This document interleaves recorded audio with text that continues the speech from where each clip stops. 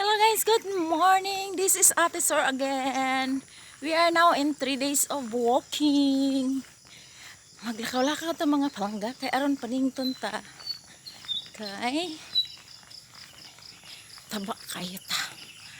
Taba kay atong sulod sa ato ang lawas. Need kayo og exercise. Need og kanang pasingot. Mo na advice sa doktor. Kay tungod kay bisan pa og gamay ko taba kayo ako ang sulod sa ilalom.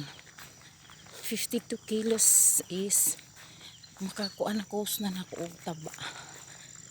I am now 52 kilos. Dapat ang ako unta nga ginagain nga kabug-aton is 48 lang, 48. Tapos naanata karon sa 52. Mao na nga need kaayo ta og exercise. Tapos ang akong partner is diabetic po siya, mao na kailangan gid niya bisan og gamay siya. Kailangan nga ang singot mo gawas gid sa ato ang lawas. Kay aron mabawasan iyang sugar.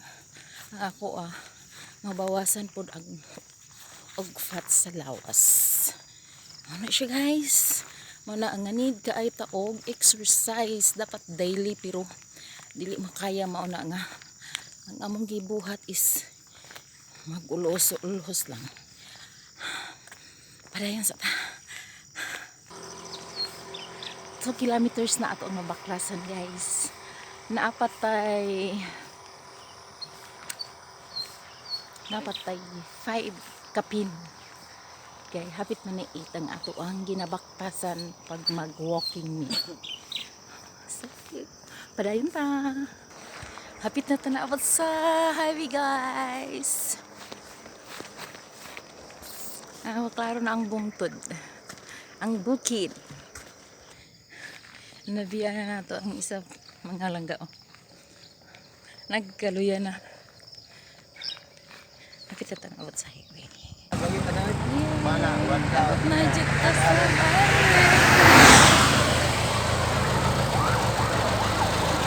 sa mga palangga.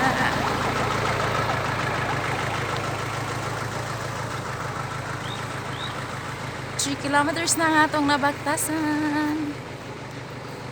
Gamay na lang.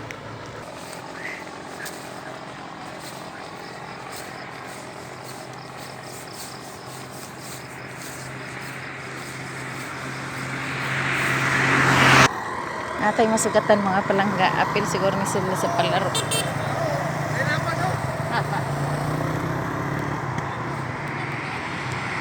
Apil siguro ni sila sa palaro mga palangga. Tuyok ka, tuyok! Tuyok! Hi! Say hi!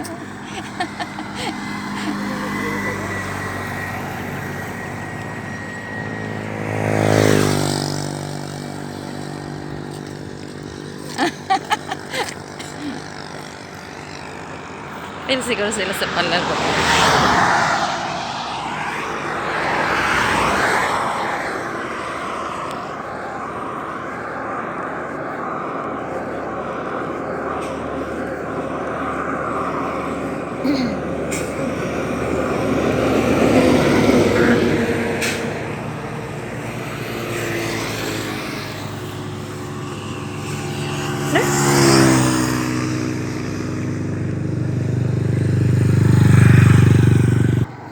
Minutes na.